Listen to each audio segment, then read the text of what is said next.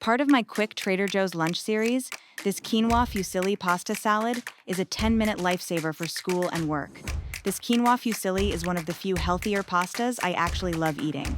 Cook half a bag of the high-protein quinoa fusilli, then rinse it cold. While it cooks, toss the color in a bowl. Half a cup of cherry tomatoes, diced cucumber, red bell pepper, sliced black olives, 1 can of chickpeas, onions, and fresh parsley or basil. Add in TJ's sriracha baked tofu for extra protein if desired.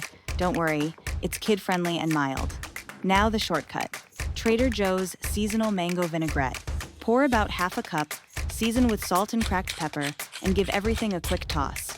This pasta salad chills like a champ, packs perfectly in lunchboxes, and even survives road trip coolers because it keeps really well.